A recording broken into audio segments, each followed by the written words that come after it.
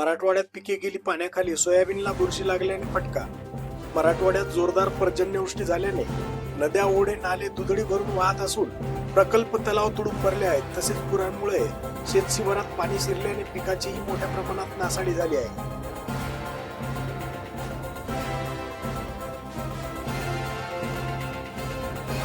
भारताचे नशीब उजळले, ओडिशात सोन्याचे साठे. भारतीय भूगर्भ सर्वेक्षण संस्थेची माहिती.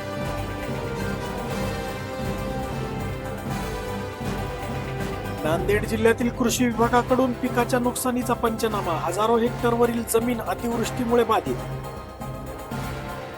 पाण्याची चिंता मिटली. मराठवाड्यातील प्रमुख 11 धरणे ओव्हरफ्लो. 11 धरण प्रकल्पातील पाणीसाठा 90% वर.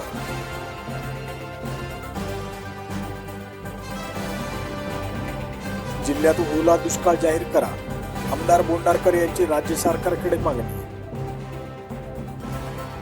नांदेड वगळता कुठेही गंभीर स्थिती नाही, मंत्री गिरीश महाजन यांचा दावा. महाराष्ट्र जलमय, पिके रखडली, घरे बुडाली.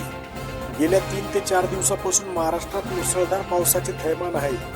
सोमवारी मध्यरात्रीपासून मंगळवारी दिवसभर सुरू असलेल्या पावसाने मुंबई, कोकणासह विदर्भ व मराठवाड्यातील जिल्ह्यांना अक्षरशः झोडपून काढले आहे. नदी नाल्यांना आलेला पूर व जल प्रकल्पामधून विसर्ग सोडल्याने अनेक गावे पाण्याखाली गेली आहेत. शहरी भागातील वस्त्याही जलमय झाल्या आहेत. पिके खरडून निघाली आहेत. विदर्भ, मराठवाड्यातील जिल्ह्यांमध्ये पुलांवरून पाणी जात असल्याने अनेक गावांचा संपर्क तुटला आहे.